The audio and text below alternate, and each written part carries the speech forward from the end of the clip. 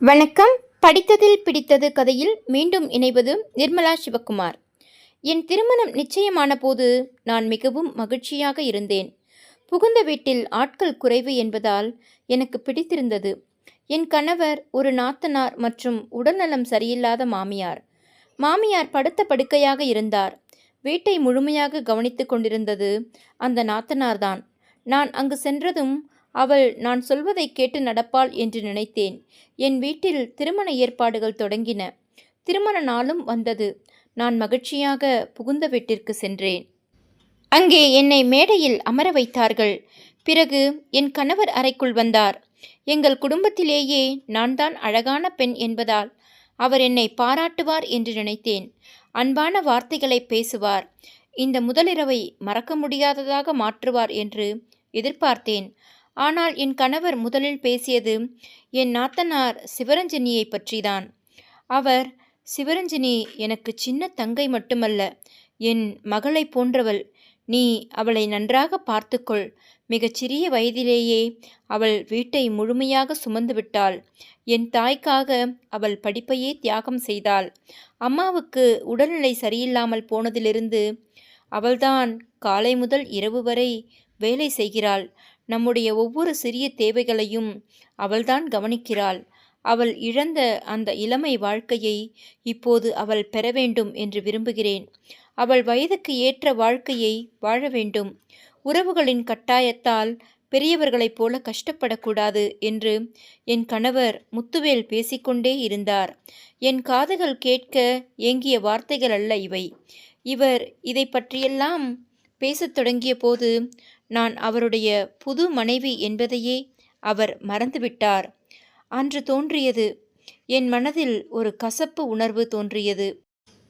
என் கணவரின் வாழ்க்கையில் சிவரஞ்சனிக்கு இருக்கும் முக்கியத்துவம் எனக்கு அப்போதுதான் புரிந்தது. பிறகு என் கணவர் என்னை பாராட்டினார். விலையுயர்ந்த பரிசும் கொடுத்தார். ஆனால் அவர் தன் தங்கையை பற்றி பேசியது என் மனதில் ஆழமாக பதிந்துவிட்டது. நான் பெயரளவில் புன்னகைத்துவிட்டு ஆடைகளை மாற்ற எழுந்தேன்.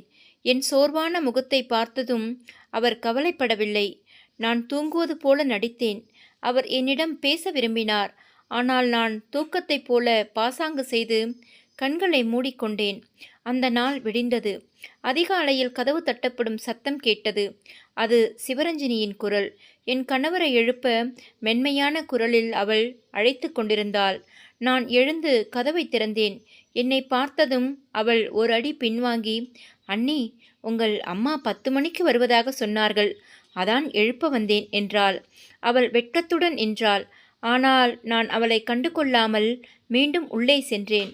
முத்துவேலை எழுப்பிவிட்டு நான் குளிக்க சென்றேன். அவர் வெளியே சென்று தன் தாயின் அறைக்கு சென்றார். நான் அவர்களை புறக்கணித்தேன். பிறகு என் வீட்டுக்காரர்கள் வந்தார்கள். நான் தயாராகி கொண்டிருந்த போது என் தங்கை வந்து ஏன் இன்னும் தயாராகவில்லை என்று கேட்டு என்னை தன் வீட்டிற்கு அழைத்து சென்றாள். அங்கே சென்று என் அம்மாவிடம் என் கணவரை பற்றி புகார் செய்தேன். அம்மா, சிவரஞ்சனி என் கணவருக்கு சூனியம் வைத்து விட்டால் போலிருக்கிறது. நான் வீட்டிற்குள் நுழைந்ததிலிருந்தே முத்துவேல் சிவரஞ்சனியை பற்றிதான் பேசுகிறார். சிவரஞ்சனி சின்ன பொண்ணு, அவளை பார்த்துக்கொள் என்கிறார். சிவரஞ்சனி ஏதோ தந்திரமான பெண், என் கணவரின் மனதில் இடம் பிடித்து விட்டாள் என்றேன். என் அம்மாவும் அதை ஆமோதித்தார்கள். உண்மைதான், அவள் சின்ன பெண்ணாக தெரிந்தாலும் மூளைக்காரியாக இருப்பாள். ஆரம்பத்திலேயே அவளை அடக்கி வை. நீதான் அண்ணி, அவள்தான் இளையவள் என்பதை புரியவை. அவளை மகாராணி போல நடத்த வேண்டியதில்லை. வீட்டு வேலைகளை செய்யவை. முத்துவேல் ஏதாவது கேட்டால் அவள் அடுத்த வீட்டுக்கு போகப் போகிறவள். அங்கே போய் வேலை செய்யப் போகிறாள். அதனால்தான் இப்போதே பழக்குகிறேன் என்று சொல் என்று என் அம்மா எனக்கு பாடம் புகட்டினார்கள். அந்த பாடங்களை கற்றுக்கொண்டு நான் மீண்டும் புகுந்த வீட்டிற்கு திரும்பினேன். நான் திரும்பிய போது சிவரஞ்சினி தன் தாயின் அறையில் இருந்தாள். வீட்டை ஒருமுறை பார்த்தேன். வீடு மிகவும் சுத்தமாகவும் நேர்த்தியாகவும் இருந்தது. சமையலறையும் சலவை செய்த துணிகளைப் போல தூய்மையாக இருந்தது. அவள் எவ்வளவு திறமையானவள் என்பது எனக்கு புரிந்தது. ஆனால் இதை நான் ஒத்துக்கொள்ள விரும்பவில்லை. ஏதோ ஒரு குறையை கண்டுபிடித்து அவளை திட்ட வேண்டும் என்று முடிவு செய்தேன். வீட்டை சோதனையிட்டேன். கடைசியில் ஒரு குறை கிடைத்தது. முற்றத்தில் ஒரு கயிறு கட்டப்பட்டு அதில் துணிகள் காய வைக்கப்பட்டிருந்தன. இரவு இருட்டிவிட்டது. இன்னும் சிவரஞ்சனி துணிகளை கயிற்றிலிருந்து எடுக்கவில்லை என்று நான் என் கணவரிடம் குறை கூறினேன். இரவு நேரத்தில் துணிகளை வெளியிலேயே விடக்கூடாது என்று சத்தமாக கத்தினேன். பிறகு, சிவரஞ்சனி, துணிகளை எடுத்து உள்ளே வை என்று கத்தினேன். அதற்கு அவள், சரி அண்ணி, மாமியார் உடம்பு சரியில்லாமல் இருந்ததால் அவர்களுக்கு மருந்து கொடுத்து கொண்டிருந்தேன், அது மறந்துவிட்டது என்று கூறினாள். இதை கேட்டதும் என் கணவர் முத்துவேல் உடனே தன் தாயின் அறைக்கு சென்று விட்டார். சிவரஞ்சனி துணிகளை எடுக்க சென்றாள். அவள் வேண்டுமென்றே மாமியாரின் உடல்நலத்தை முன்னிறுத்தி என் கணவரிடம் நல்ல பெயர் வாங்க பார்க்கிறாளே என்று எனக்கு மிகுந்த கோபம் ஏற்பட்டது. என் அறைக்கு சென்று இவளை எப்படி வீட்டிலிருந்து துரத்தலாம் என்று யோசிக்கத் தொடங்கினேன். அவள் மிகச் சிறியவள் என்பதால் உடனே அவளுக்கு திருமணம் செய்து வைக்க முடியாது. எனவே வேறு ஏதேனும் தந்திரம் செய்ய வேண்டும். நான் இந்த வீட்டில் ஒரு ராணி போல வாழ வேண்டும். வேலைகள் அனைத்தும் அவள் செய்ய வேண்டும். அதே சமயம் முத்துவேலின் பார்வையில் நான் நல்லவளாக இருக்க வேண்டும் என்பதே என் திட்டம். முத்துவேல் வேலைக்கு சென்ற பிறகு என் திட்டங்களை செயல்படுத்த தொடங்கினேன். நான் நாள் முழுவதும் அறையில் படுத்துக்கொண்டு டிவியை பார்ப்பேன் அல்லது பாடல்களை கேட்டுக்கொண்டிருப்பேன். மாலை முத்துவேல் வரும் நேரத்தில் சமையலறைக்குள் நுழைந்து விடுவேன். சிவரஞ்சினி ஏற்கனவே எல்லா வேலையையும் முடித்து வைத்திருப்பாள். நான் வலுக்கட்டாயமாக அவளை வெளியே அனுப்பிவிட்டு அந்த வேலையை நான் தான் செய்ததாக பாசாங்கு செய்வேன். இனிமேல் வீட்டு காரியங்களை நானே பார்த்து கொள்கிறேன் சிவரஞ்சனி, அம்மாவை கவனித்துக் கொள்கிறாள் என்று முத்துவேலிடம் பொய் சொன்னேன். இதை கேட்டு அவர் மிகவும் மகிழ்ச்சியடைந்தார். சிவரஞ்சனி தன் அண்ணனிடம் ஒருமுறை கூட புகார் சொல்லவில்லை. அதனால் நான் பின்னால் என்ன செய்கிறேன் என்பது அவருக்கு தெரியவில்லை. ஆனால் மெல்ல மெல்ல சிவரஞ்சனியின் இருப்பே எனக்கு பிடிக்காமல் போனது. முத்துவேல் எனக்கு என்ன வாங்கி கொடுத்தாலும் அதே போன்ற ஒன்றை சிவரஞ்சனிக்கும் வாங்கி கொடுப்பார். எனக்கு ஒரு புடவை வாங்கினால் அவளுக்கும் அதே போல வாங்கி கொடுப்பார். எனக்கு ஏதாவது சாப்பிட வாங்கினால் அவளுக்கும் வாங்கி தருவார். எதற்கெடுத்தாலும் எங்களை சமமாக நடத்துவது எனக்கு மிகுந்த எரிச்சலை தந்தது. ஒரு முறை இதை பற்றி முத்துவேலிடம் சண்டையிட்டேன். அதற்கு அவர், அவளுக்கும் என் பொறுப்பு இருக்கிறது, அவளுக்கு உலக அறிவு இல்லை, ஃபேஷன் தெரியாது, அதனால்தான் நான் அவளுக்கு பொருட்களையும் நானே வாங்குகிறேன், இதில் என்ன தவறு என்று கேட்டார். ஆனால் என் கணவர் தன் சம்பாத்தியத்தை ஏன் தன் தங்கையிடம் செலவழிக்கிறார் என்பதுதான் எனக்கு புரியவில்லை. பலமுறை அவர் சிவரஞ்சனிக்கு வாங்கி தந்த பொருட்களை திருப்பி கேட்டு அதை என் தங்கைக்கு கொடுத்து விடுவேன். அவள் ஒரு வார்த்தை கூட எதிர்க்காமல் அந்த பொருட்களை தந்து விடுவாள். இதை என் அம்மாவிடம் சொன்னபோது அவள் மிக தந்திரமானவள், சரியான நேரத்தில் உன் கணவனிடம் உன்னை பற்றி புகார் கொடுப்பாள் என்று சொன்னார்கள். ஆனால் அப்படி எதுவும் நடக்கவில்லை. ஒரு நாள் முத்துவேல் அலுவலகத்திலிருந்து சீக்கிரம் வந்துவிட்டார். நான் அறையில் ஏசியை ஓடவிட்டு கொண்டு டிவியை பார்த்து கொண்டிருக்க சிவரஞ்சினி கடும் வெயிலில் எனக்கும் சேர்த்து துணிகளை துவைத்து கொண்டிருந்தாள். அதை பார்த்ததும் முத்துவேல் கோபமாக, நீ இங்கே ஏசியில் அமர்ந்திருக்கிறாய், அவள் அங்கே வெயிலில் துணி துவைக்கிறாளே, அவளுக்கு துணையாக சென்று உதவி செய்யக்கூடாதா என்று கேட்டார். அவர் இதை கேட்டதும் எனக்கு மிகுந்த கோபம் வந்தது. நான் கத்தத் தொடங்கினேன். நான் காலையிலிருந்து வேலை செய்து கொண்டிருக்கிறேன். இப்போதுதான் ஓய்வெடுக்க வந்தேன். சிவரஞ்சினி இப்போதான் துணிகளை துவைக்க ஆரம்பித்திருக்கிறாள். உங்களுக்கு சிவரஞ்சினி மட்டும்தான் பாவமாக தெரிகிறாளா? என் முகம் எப்படி வெயிலில் கருகி இருக்கிறது என்று பாருங்கள். நான் நாள் முழுவதும் சமையலறையில்தான் இருக்கிறேன். என்னை பியூட்டி பார்லர் கூட்டிச் செல்லக்கூட உங்களுக்கு தோன்றவில்லை என்று அவரிடம் கத்தி பேசினேன். என் அதிரடியான பேச்சை கேட்டு அவர் அப்படியே அமைதியாகிவிட்டார். நான் வேகமாக சிவரஞ்சனிடம் சென்று, கொடு சிவரஞ்சனி, நான் துவைக்கிறேன், உன் அண்ணனுக்கு நான் ஏதோ பேய் போல தெரிகிறேன் என்று கத்தினேன். இதை பார்த்த சிவரஞ்சினி பதறிப்போய், அண்ணி வேண்டாம், நான் துவைத்து விடுகிறேன், நீங்கள் ஏன் கவலைப்படுகிறீர்கள் என்று சொல்லிவிட்டு முத்துவேலிடம், அண்ணே, அண்ணியை ஏன் திட்டுகிறீர்கள், நான் தான் துவைக்கிறேன், எனக்கு ஏசியும் தேவையில்லை என்று சொன்னாள். உண்மையில் அந்த ஏசி நான் சீர்வரிசையில் கொண்டு வந்தது. அதை நாள் முழுவதும் ஓடவிட்டு தாராளமாக மின்சாரத்தை பயன்படுத்தினேன். மின்சார கட்டணம் அதிகமாக வருவதால் முத்துவேல் ஏற்கனவே கவலையாக இருந்தார். எனக்கு சிவரஞ்சனியை பற்றி எவ்வித கவலையும் இருக்கவில்லை. மாறாக என் அம்மாவிடம் அவளை பற்றி தொடர்ந்து குறை சொல்லிக்கொண்டே இருந்தேன். அவளுக்கு ஏதாவது ஒரு நல்ல வரனை தேடி விரைவில் இந்த வீட்டிலிருந்து அனுப்பிவிடுங்கள் என்று வற்புறுத்தினேன். என் அம்மா மாப்பிள்ளை தேடத் தொடங்கினார். ஆனால் முத்துவேலிடம் இதை பற்றி எப்படி பேசுவது என்று எனக்கு தெரியவில்லை. எதிர்பாராத விதமாக அன்று என் மாமியாரின் உடல்நிலை மிக மோசமடைந்தது. நான் முத்துவேலை உடனடியாக வர சொன்னேன். நாங்கள் அவரை அழைத்து கொண்டு மருத்துவமனைக்கு விரைந்தோம். மருத்துவர்கள் பரிசோதித்துவிட்டு அவரது நிலை கவலைக்கிடமாக இருக்கிறது. நுரையீரலில் தண்ணீர் கோர்த்திருக்கிறது. சிறுநீரகங்கள் வேலை செய்யவில்லை. எப்போது வேண்டுமானாலும் என்ன வேண்டுமானாலும் நடக்கலாம். பிரார்த்தனை தேவை என்று கூறிவிட்டனர். இதை கேட்டதும் சிவரஞ்சனி பதறிப்போய் அழுதாள். முத்துவேலும் மிகவும் கவலையடைந்தார். நான் மாமியாரின் பக்கத்தில் சென்று மெதுவாக, அம்மா, உங்கள் காலத்திலேயே சிவரஞ்சனிக்கு திருமணம் செய்துவிடுங்கள். அது உங்களுக்கு நிம்மதி தரும். அவளும் ஒரு நல்ல வாழ்க்கையை பெறுவாள் என்று என் நச்சு விதையை விதைத்தேன். தன் வாழ்வின் இறுதி நாட்களில் இருப்பதை உணர்ந்த மாமியார் என் பேச்சை ஆமோதிப்பது போல தலையசைத்தார். அவர் முத்துவேலை அருகில் அழைத்து மெதுவாக, நான் சிவரஞ்சனிக்கு திருமணம் செய்து வைக்க வேண்டும் என்று ஆசைப்படுகிறேன். நீ ஏதேனும் ஒரு வரனை பார் என்று கூறினார். இதை கேட்டதும் முத்துவேல் அதிர்ச்சியடைந்தார். அம்மா, இப்படி பேசாதீர்கள். நீங்கள் குணமடைந்த பிறகு நாம் விமர்சையாக செய்யலாம். அவள் இன்னும் சிறுமி என்று கூறினார். ஆனால் மாமியார் விடாப்பிடியாக, எனக்கு தெரியும், என் கையில் நேரமில்லை. எனவே இப்போதே வரன் தேடு என்றார். நான் மாமியாரிடம், நீங்கள் கவலைப்படாதீர்கள், ஓய்வெடுங்கள். உங்கள் விருப்பத்தை நாங்கள் நிச்சயம் நிறைவேற்றுவோம் என்று நடித்துவிட்டு முத்துவேலிடம், நீங்கள் ஏன் கவலைப்படுகிறீர்கள்? நான் அம்மாவிடம் பேசுகிறேன். ஏதாவது ஒரு நல்ல வரன் கிடைக்கும். வெறும் திருமணம் மட்டும் முடிப்போம்.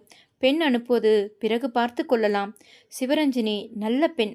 நல்ல வரன் உடனே கிடைக்கும். உங்கள் பொறுப்பும் முடிந்துவிடும். அம்மாவும் நிம்மதியடைவார் என்று கூறினேன். நான் இப்படி பேசியதும் முத்துவேல், சரி, உனக்கு எது சரியென்று படுகிறதோ அதை செய் என்று கூறிவிட்டார். ஆனால் வரன் என்ற பேச்சை கேட்டதும் சிவரஞ்சினி நிலைகுலைந்து போனாள். அம்மா, இந்த நிலையில் இருக்கும்போது என்னால் விட்டு பிரிந்து செல்ல முடியாது என்று கதறினாள். நான் அவளுக்கு பொய் ஆறுதல் சொல்லி, நிச்சயமாக நீ சென்ற பிறகு நான் அம்மாவை நன்றாக பார்த்து கொள்வேன், உனக்கு எந்த கவலையும் இருக்காது என்று சொல்லி அவளையும் சம்மதிக்க வைத்தேன். பிறகு என் அம்மாவுக்கு ஃபோன் செய்தேன். என் பேச்சை கேட்டு அவர் சிவரஞ்சனிக்கு வரன் தேடிக்கொண்டே இருந்தார்.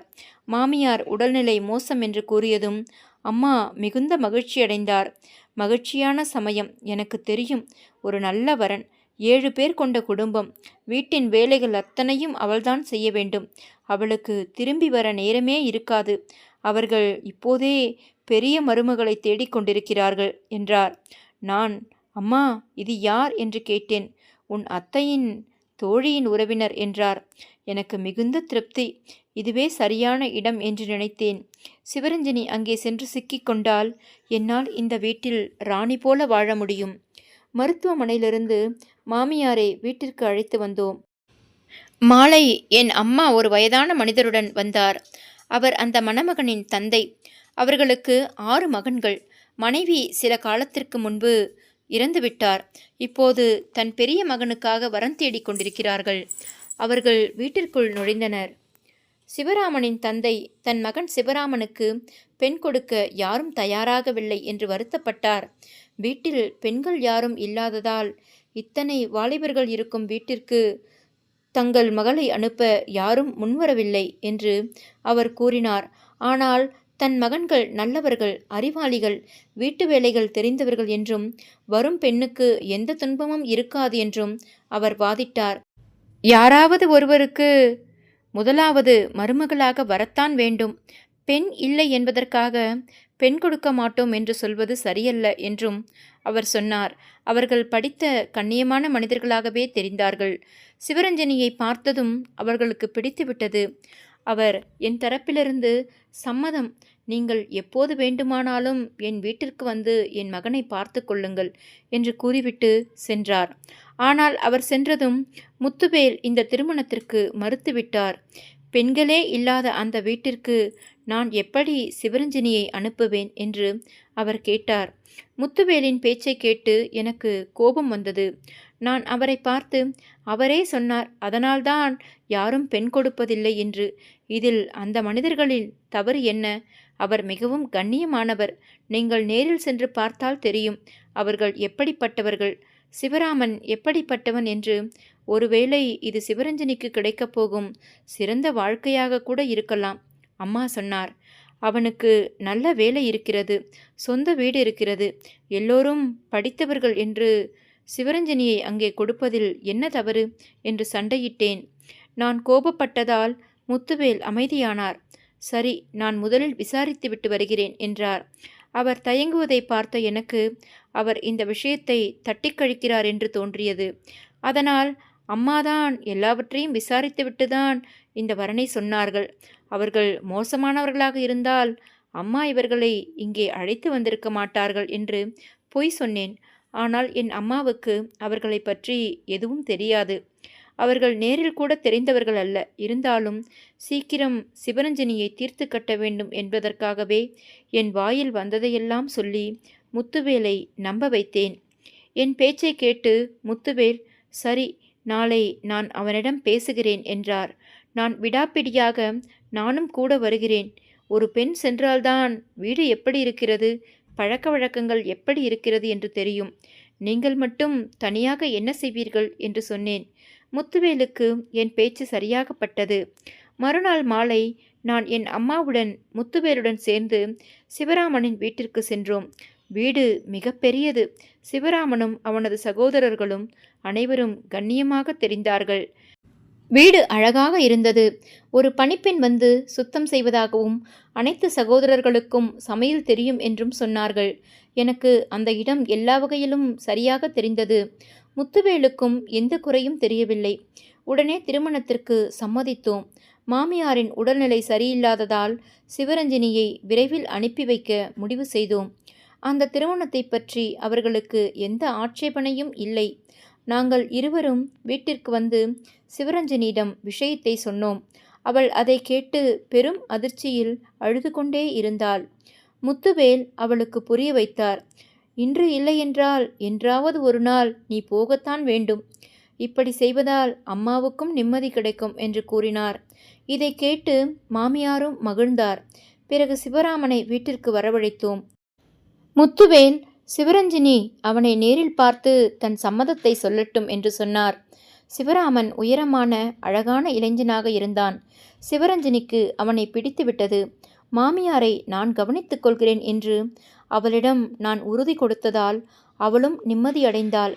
2 நாட்களிலேயே திருமண வேலைகளை முடித்து சிவரஞ்சனியை சிவராமனுடன் அனுப்பி வைத்தோன். மிக எளிமையான திருமணம் முடிந்தது. வரதட்சணை ஏதும் இல்லை. அவர்களுக்கு தேவைகளும் இல்லை. வீடு இப்போது நிம்மதியாக இருந்தது. மாமியார் படுக்கையிலேயே இருந்தார். முத்துவேல் வேலைக்கு சென்று விடுவார். நான் நினைத்தது போல வீட்டில் என் இஷ்டப்படி வாழலாம். சிவரஞ்சனி என்னிடம் எந்த குறையும் வைக்கவில்லைதான். ஆனால் அவள் இருப்பு என் கண்களுக்கு உறுத்தலாகவே இருந்தது. அவளை அனுப்பி வைத்த அன்று இரவுதான் நான் நிம்மதியாக தூங்கினேன். மறுநாள் காலை நான் தாமதமாக எழுந்தேன். முத்துவேல் கோபமாக இருந்தார். சிவரஞ்சனி வீட்டில் இல்லை என்று எதையோ சொல்லத் தொடங்கினார். இனிமேல் வீட்டிலுள்ள எல்லா பொறுப்புகளையும் நீதான் பார்க்க வேண்டும். அம்மாவுக்கு சரியான நேரத்தில் சாப்பாடு கொடுத்து மருந்துகளை கொடுக்க வேண்டும். மணி மதியம் 12 ஆகிறது. இன்னும் தூங்கிக் கொண்டிருக்கிறாய் என்று முத்துவேல் என்னை திட்டி எழுப்பி கொண்டிருந்தார். அவர் எப்போது வந்து என்னை எழுப்ப முயன்றார் என்று தெரியவில்லை. நான் குழப்பத்துடன் எழுந்தேன். என் மாமியாரின் பெயரை சொன்னதும் எனக்கு கோபம் தலைக்கேறியது. நேற்றுதான் கல்யாணம் முடிந்தது. வீட்டு வேலைகள் அனைத்தையும் நான் தானே பார்த்தேன். எனக்கு நன்றி சொல்வதற்கு பதில் காலையிலேயே இப்படி கத்துகிறீர்களே. அம்மா உங்களுக்கு தானே, நீங்களே அவர்களுக்கு மருந்தும் கொடுக்கலாமே என்று மூஞ்சியை தூக்கி வைத்து கொண்டு பேசினேன். என் பேச்சை கேட்டு முத்துவேல் சிறிது நேரம் முறைத்து பார்த்துவிட்டு கோபமாக அம்மா இருக்கும் அறைக்கு சென்று விட்டார். நான் படபடவென்று குளியலறைக்கு சென்றுவிட்டு திரும்பி வந்தபோது என் கணவர் சமையலறைக்கு சென்று அம்மாவுக்கு சாப்பாடு தயார் செய்து கொண்டிருப்பதை பார்த்தேன். சிவரஞ்சனி இந்த வீட்டில் இருந்தவரை முத்துவேல் என்றைக்குமே சமையலறை பக்கம் சென்றதில்லை. இப்போது சிவரஞ்சனி போனதும் அவரே சமையல் செய்ய நேரிட்டது. அவர் கோபமாக இருப்பதற்கு அதுவும் ஒரு காரணமாக இருக்கலாம். ஆனால் அதில் என்ன தவறு? நேற்று நாள் முழுவதும் வேலை செய்த நான் ஓய்வெடுக்கக்கூடாதா?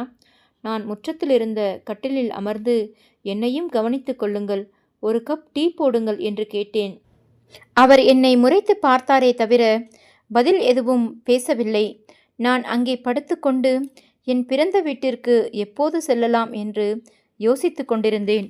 அப்போதுதான் கதவு தட்டப்படும் சத்தம் கேட்டது.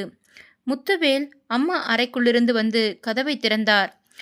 கதவை திறந்ததும் ஒரு மகிழ்ச்சியான குரலில் வணக்கம் சொல்லும் சத்தம் கேட்டது.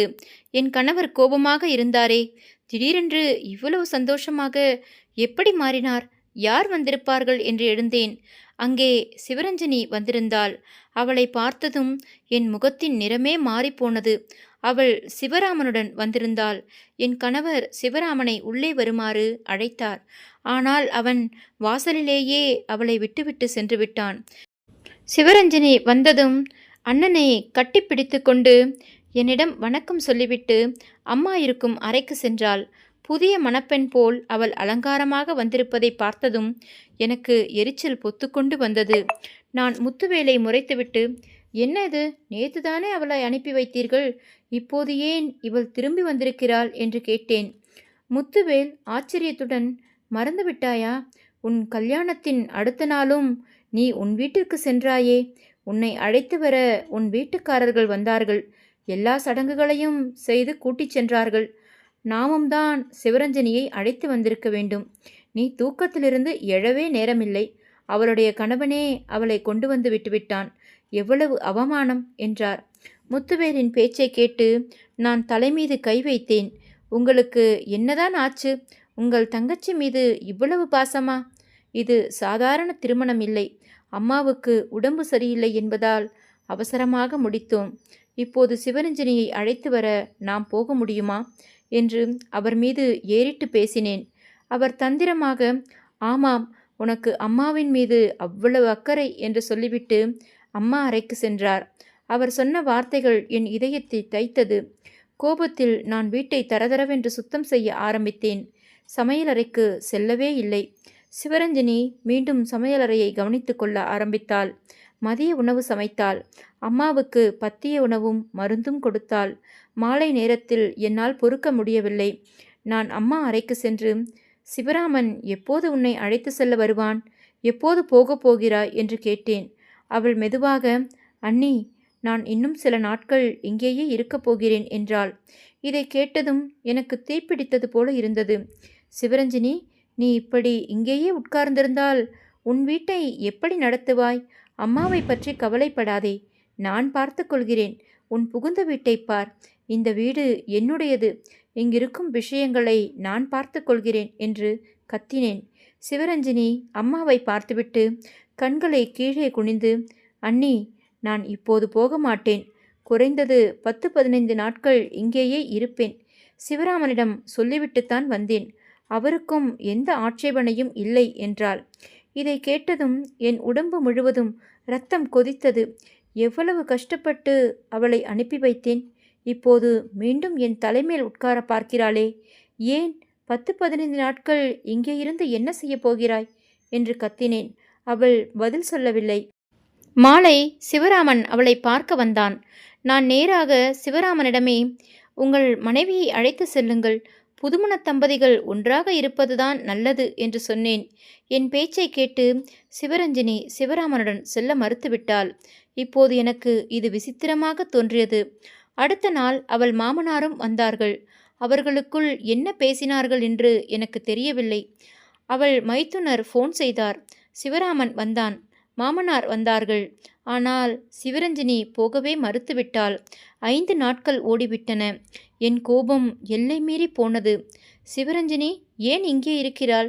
ஏன் புகுந்த வீட்டிற்கு போக மாட்டேன்கிறாள் என்று முத்துவேலிடம் கத்திக்கொண்டே இருந்தேன். 7வது நாள் அவள் இங்கு இருப்பதை என்னால் பொறுத்து கொள்ள முடியவில்லை. கணவன் வேலைக்கு சென்றதும் அவளிடம் சென்று, நீ இங்கு இருப்பதால் எனது நிம்மதியே போய்விட்டது. நானும் கணவரும் தனிமையை விரும்புகிறோம். நீ எனது சந்தோஷத்தையே பறிக்க நினைக்கிறாய் என்று கத்தத் தொடங்கினேன். அவள் நான் பேசியதை எதிர்பார்க்கவில்லை. அழுது கொண்டே ஏதோ சொல்ல முயன்றாள். ஆனால் நான் அவள் கன்னத்தில் ஓங்கி அறைந்து விட்டேன். அதை அவள் எதிர்பார்க்கவில்லை. எதுவாக இருந்தாலும் நானே பார்த்து கொள்கிறேன். இனிமேல் நீ இங்கு வரக்கூடாது என்று அவளை அறையிலிருந்து வெளியே இழுத்து தள்ளினேன். நான் செய்ததை பார்த்து அவள் அதிர்ச்சியடைந்தாள். சிறிது நேரம் அம்மாவின் அருகில் இருந்துவிட்ட பிறகு அழுது கொண்டே தனியாகவே அவளது வீட்டிற்கு சென்று விட்டாள். எனக்கு உள்ளுக்குள் பயமாக இருந்தது. ஏனென்றால் நான் நடந்து கொண்ட விதத்தை பற்றி அவள் அம்மாவிடமோ அல்லது சகோதரனிடமோ சொல்லியிருப்பாளோ என்று. ஆனால் நான் பயந்தது போல எதுவும் நடக்கவில்லை. அவள் அமைதியாக சென்றது எனக்கு நிம்மதியாக இருந்தது. நானும் மகிழ்ச்சியடைந்தேன். எப்படியோ எனது திட்டம் நிறைவேறிவிட்டது என்று. மாலையில் வேலையிலிருந்து திரும்பிய கணவன் தங்க இல்லாததைக் கண்டு திகைத்து போனார். அது பற்றி என்னிடம் விசாரிக்க நானும் அவரிடம் அவளுக்கு கணவனின் ஞாபகம் வந்துவிட்டதாகவும் அதனால் அவள் சென்று விட்டதாகவும் பொய் கூறினேன். அவரும் ஏதும் பேசாமல் அமைதியாக இருந்துவிட்டார். சிறிது நாட்கள் கழித்து கணவருக்கு தங்கையை தேடி வர என்னையும் அழைத்து கொண்டு சிவரஞ்சனியின் வீட்டிற்கு சென்றார். நானும் சற்று பயத்துடனே சென்றேன். எங்கே அவள் என்னை பற்றி கணவனிடம் ஏதேனும் சொல்லிவிடுவாளோ என்று. மறுபுறம் எனக்கு மகிழ்ச்சியாகவும் இருந்தது, அவள் படும் கஷ்டத்தை நேரில் பார்க்க வேண்டும் என்று. ஆனால் நான் அங்கு கண்ட காட்சி என் வாழ்க்கையை புரட்டி போட்டது. ஏனென்றால் நான் எதிர்பார்க்காத ஒன்று அங்கே நடந்து கொண்டிருக்கிறது. அங்கே சிவரஞ்சனி தன் புகுந்த வீட்டில் எவ்வளவு மரியாதையோடும் அன்போடும் நடத்தப்படுகிறாள் என்பதை கண்டபோது நான் திகைத்து போனேன். அவள் எந்த வேலையும் செய்யாமல் இருக்கவில்லை. மாறாக அந்த வீட்டில் உள்ள அனைவரும் அவளை அவ்வளவு அன்பால் கட்டி போட்டிருந்தார்கள். நான் சிவரஞ்சனியை அந்த வீட்டில் வேலைக்காரியாக மாற்றியிருப்பாள் என்று நினைத்தேன். ஆனால் அவள் அங்கே ராணியைப் போல் வாழ்ந்து கொண்டிருந்தாள். அங்கிருந்த அவனது கணவனின் சகோதரர்கள் அவளை ஒரு அம்மாவாகவே பார்த்தனர். அவளை எந்த வேலையும் செய்ய விடாமல் அதற்கு முன்னதாகவே அனைத்து வேலைகளையும் செய்து முடித்து வந்தனர். ஒரு கண்ணியமான பெண்ணுக்கு கிடைக்க வேண்டிய அத்தனை மரியாதையும் அந்த வீட்டில் அவளுக்கு கிடைத்து கொண்டிருந்தது. மனதில் ஒரு புறம் எனக்கு அவமானமாகவும் இருந்தது. இப்படிப்பட்ட ஒரு பெண்ணை என்னால் புரிந்து கொள்ள முடியவில்லையே என்று. ஒரு புறம் ஏக்கமாகவும் இருந்தது. இதைப்போல சகோதரர்களோ அல்லது பாசம் வைக்கும் உறவுகளோ எனக்கு கிடைக்கவில்லையே என்று. அவர்கள் எங்களை அன்புடன் உபசரித்த விதம் என் மனதை கரைத்தது. ஒரு பெண் என்றால் இப்படித்தான் இருக்க வேண்டும் என்று முதல் முறையாக சிவரஞ்சனியை பார்த்து கற்றுக்கொண்டேன். சிறிது நேரத்தில் நாங்களும் எங்கள் வீட்டிற்கு புறப்பட தயாரானோம்.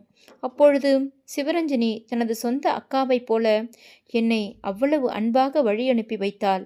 என்னால் தான் அவளின் முகத்தை கூட பார்க்க முடியவில்லை. அந்த அளவிற்கு அவமானம் என்னை சூழ்ந்து கொண்டது. வீடு திரும்பியதும் முத்துவேல் என்னிடம் கடுமையான கோபத்துடன் பேசினார். சிவரஞ்சனி உன்னை எவ்வளவு அன்பாக நடத்தினாள். ஆனால் நீ அவளை துரத்த எவ்வளவு முயற்சி செய்தாய். உன்னால் இந்த வீட்டை பார்த்து கொள்ள முடிந்ததா? சிவரஞ்சனியின் புகுந்த வீட்டில் அவர்கள் அவளை எப்படி தலையில் வைத்து தாங்குகிறார்கள் என்று பார்த்தாயா? அவ்வளவு அன்பை உனக்கு அவளும் கொடுத்தாள். ஆனால் நீ அதை ஒருபோதும் மதிக்கவில்லை என்றார். அவர் சொன்ன ஒவ்வொரு வார்த்தையும் என் இதயத்தில் தைத்தது. நான் சிவரஞ்சனிக்காக குழி தோண்ட நினைத்தேன். ஆனால் நானே அந்த பொறாமை குழியில் விழுந்து விட்டேன் என்று உணர்ந்தேன். அவள் முகத்தில் இருந்த அமைதி, நிம்மதி என் வாழ்க்கையில் எங்கே? பொறாமை, வெறுப்பு என நான் வளர்த்து கொண்ட தீய குணங்களால் தான் என் வாழ்க்கை நரகமானது. கண்ணாடியின் முன் முகத்தை பார்த்தபோது அது எனக்கு மிகவும் அசிங்கமாக தெரிந்தது. அன்று இரவு நான் முத்துவேலிடம் கண்ணீருடன் மன்னிப்பு கேட்டேன். இறைவனிடமும் மனமுருகி மன்னிப்பு வேண்டினேன். அன்றிலிருந்து என் குணத்தை மாற்றிக்கொண்டேன். மாமியாரை கண்ணும் கருத்துமாக கவனித்து கொள்ளத் தொடங்கினேன். நான் மாறியதைக் கண்டு சிவரஞ்சனிக்கும் நிம்மதி ஏற்பட்டது.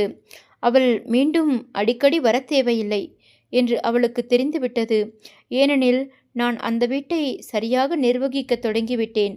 ஆனால் மாமியாரின் உடல்நிலை மோசமாக இருந்ததால் அவர் தன் மகள் சிவரஞ்சனியை பார்க்க ஆசைப்படுவார் என்பது எனக்கு புரிந்தது. எனவே நான் சிவரஞ்சனியை அடிக்கடி அம்மாவை பார்க்க வரும்படி அழைத்தேன். சிவரஞ்சனியும் அம்மாவும் என்னை மனதார மன்னித்து விட்டார்கள். முத்துவேல் என் தவறுகளை தெரிந்தும் என்னை தாங்கி பிடித்ததற்காக அவருக்கு நான் கடமைப்பட்டிருக்கிறேன். நான் ஒரு சரியான வழிக்கு வந்துவிட்டேன். என் கதை மற்றவர்களுக்கு ஒரு பாடமாக இருக்கட்டும்.